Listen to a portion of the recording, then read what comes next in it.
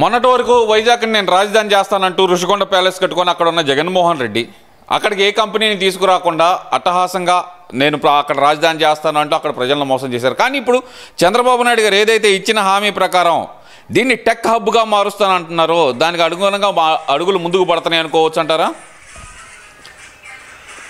మొదటగా మనం తెలుసుకోవాల్సింది, మనం గమనించాల్సింది రెండు విషయాలు.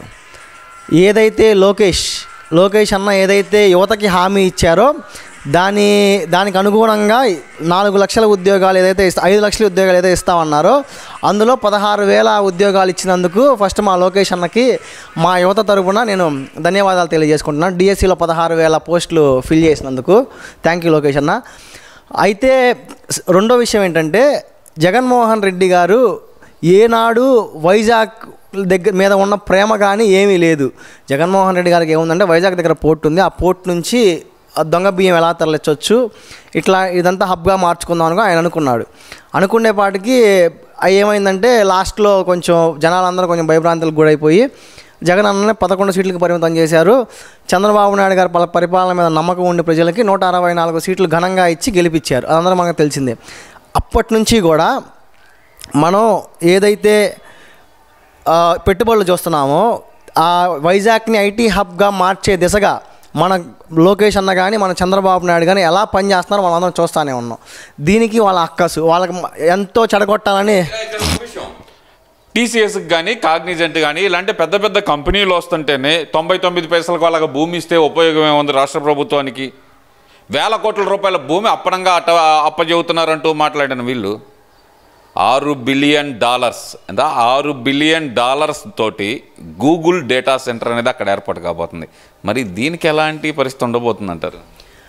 $6 బిలియన్ అంటే అక్షరాల 54,000 కోట్లతో మన వైజాగ్ తీర ప్రాంతాల్లో డేటా సెంటర్ని ఏర్పాటు ఎవరైతే చేయబోతున్నారో గూగుల్ అఫీషియల్గా మొన్నే అనౌన్స్ చేసినందుకు కానీ దానికి పరోక్షంగా కానీ ప్రత్యక్షంగా కానీ మన యువతకి అక్కడి నుంచి దాదాపు 80,000 ఉద్యోగాలు రాబోతున్నాయి.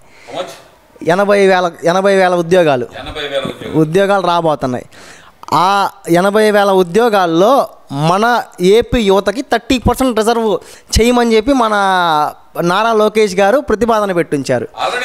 30% రిజర్వ్డ్గా ఓన్లీ మా ఏపీలో ఉన్న యువతకి అప్కమింగ్ వచ్చే వాళ్ళకి కానీ లేదా వేరే స్టేట్స్లో ఇప్పుడు జాబ్ చేస్తున్న వాళ్ళకి కానీ మా స్టేట్కి వచ్చేస్తే ఇక్కడ 30% ఇవ్వాలి. 30% అంటే దగ్గర 30,000 ఉద్యోగాలు మా వాళ్ళకి 24,000 ఉద్యోగాలు మా వాళ్ళకి ఇవ్వాలి అని చెప్పి రిజర్వ్డ్గా లెటర్ పెట్టించారు. అది ఎలా ఇస్తారు ఎలా చేస్తారు అనేది ఖచ్చితంగా రాబోయే కాలంలో చూస్తున్నాం. ఈ కాగ్నిజెంట్ టీసీఎస్కి 99 పైసలకి ల్యాండ్ ఇవ్వడం అంటే అసలుకి సరే ఇదంతా అడగాల్సింది మన చంద్రబాబు నాయుడు గారిని లోకేష్ గారిని కాదు. రూపాయికి ఎందుకు మోడీ గారు గుజరాత్లో ల్యాండ్ ఇచ్చారు అనేది జగన్మోహన్ రెడ్డి గారు మోడీ గారిని డైరెక్ట్గా వెళ్ళి అదే ఆయన అడగాలి. ఆయన అడిగానుకోండి రేపు పొద్దున్నే జైల్లో ఉంటాడు ఈయన, కాబట్టి అడగలేడు. అందుకని చెప్పి వీళ్ళు ఏంటంటే వీళ్ళకి అన్నీ తెలుసు. ఎక్కడ ఏ రాష్ట్రంలో ఎలా జరిగింది, ఎలా జరుగుతుంది, ఎలా జరగబోతుంది మొత్తం వీళ్ళకి తెలుసు. కేవలం వీళ్ళది ఏంటంటే వీళ్ళు మాట్లాడుకోవడానికి ఏ టాపిక్ లేదు. మొదటగా ఏంటంటే మన ప్రభుత్వం, మన కూటమి ప్రభుత్వంలో 6 హామీలు ఏదైతే ఇచ్చారో సూపర్ 6 అందులో ఇప్పటికే 4 నెరవేర్చారు. గ్యాస్, బస్సు, అలాగే రైతు భరోసా, అలాగే మన పెన్షన్ల పెంపు 4 అయిపోయినాయి. ఇంకా ఉంది 2, అవి కూడా అయిపోతాయి.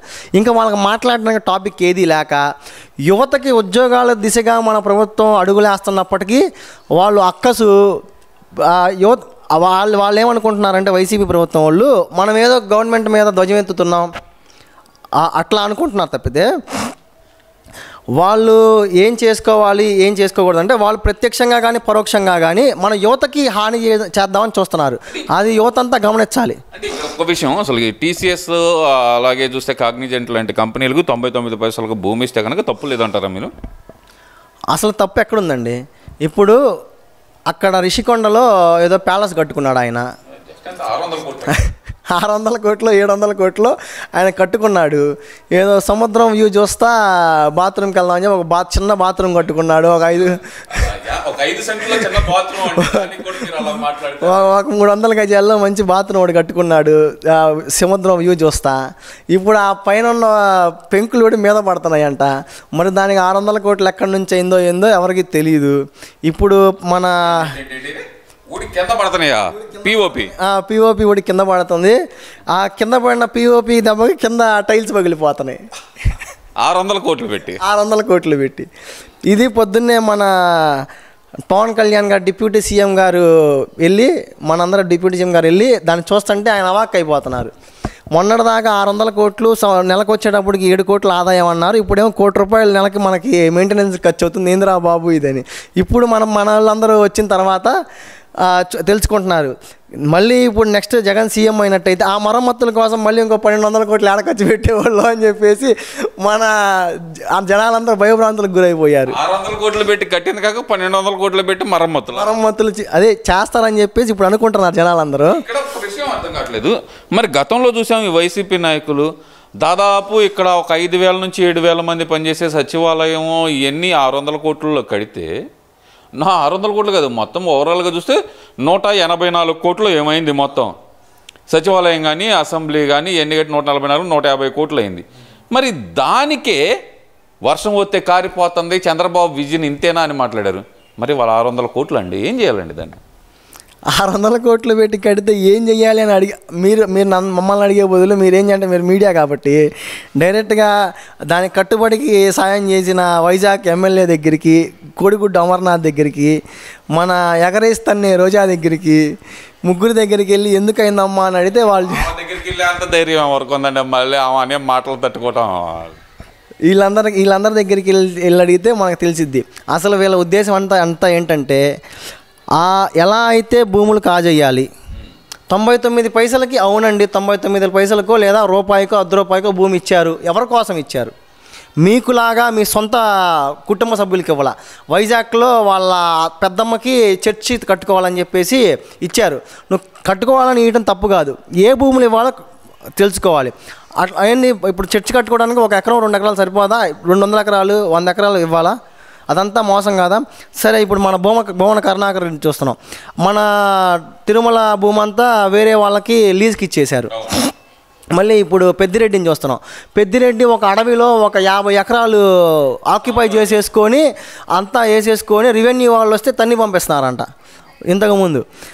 అవన్నీ మన కూటమి ప్రభుత్వం వచ్చిన తర్వాత ఇట్లాగా మీకులాగా మీరు కబ్జాలు చేసుకొని ₹1 2 మీ సొంత వాళ్ళకి భూములు ఇచ్చుకుంటే తప్పు. కానీ యువతకి కొన్ని వేల ఉద్యోగాలు కల్పించడానికి టెక్ కంపెనీలకు ఇస్తే అందులో తప్పే ఉందో ఒకసారి జగన్మోహన్ రెడ్డి గారు కానీ వాళ్ళ కింద పనిచేసే 6-7 సలహాదారులు ఉన్నారు కదా, వాళ్ళందరూ కానీ ఒకసారి ఆలోచించి జగన్మోహన్ రెడ్డి గారికి సలహాలు ఇచ్చి మాట్లాడిస్తే బాగుండిద్దేమో అని నా ఆలోచన. అంటే ఇక్కడ ఒక విషయం ఇందాక మీరు అన్నారు, దాదాపు ఒక గూగుల్ సంస్థలోనే 80,000 ఉద్యోగాలు వచ్చాయి ప్రత్యక్షంగా అనే విధంగా మీరు చెప్పారు.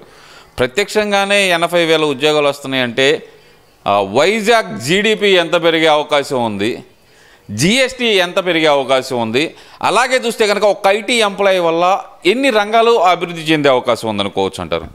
ఖచ్చితంగా ప్రత్యక్షంగా కానీ పరోక్షంగా కానీ 80,000 మందికి అక్కడ ఉపాధి కలిగిద్ది. ఫస్ట్ ఆ గూగుల్ కంపెనీ తరపున ఎన్ని ఉద్యోగాలు వస్తాయి, ఆ డేటా సెంటర్లో ఎంతమంది పనిచేస్తారు, దానికి కంపెనీలకు ఎన్ని పని చేస్తారు, దానికి కాంట్రాక్ట్ బేస్ కింద ఎన్ని చేస్తారు, అట్లాగే వీళ్ళు వచ్చిన తర్వాత ఎంతమంది అక్కడ కంపెనీస్ పెట్టుకొని కానీ అక్కడ కొన్ని ఏమైనా పెట్టుకొని కానీ ఎంతమంది సాగుతారు అనేది 80,000 మందికి ప్రత్యక్షంగా కానీ పరోక్షంగా కానీ వస్తుంది. 80,000 మందికి మనం యావరేజ్గా మన ఇండియా ఏపీ శాలరీ బేస్ చూసుకున్నా సరే ఇప్పుడు 32,000 యావరేజ్ మనిషికి కావాల్సిన శాలరీ. ఒక ఫ్యామిలీ సొంత ఇల్లుండి గడవడానికి 32,000.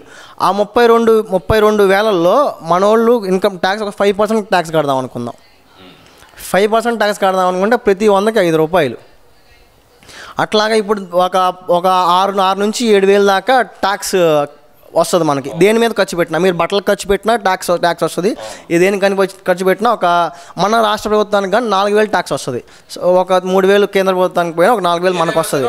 ఒక పర్సన్ నుంచి ఒక ₹32,000 ఉద్యోగం చేసుకునే ఆయన దగ్గర నుంచి ఆయన ఖర్చు పెట్టే ఖర్చు మొత్తం మీద నుంచి 4,000 ప్రత్యక్షంగా మన రాష్ట్రానికి ట్యాక్స్ లభించింది. 80,000 మందికి ఇంటూ 4,000 ఉంటే 4,000 12 4 8 32 32 కోట్లకు పైన 32 కోట్లు అవ్వచ్చు, సంథింగ్ అరౌండ్ క్యాల్కులేషన్.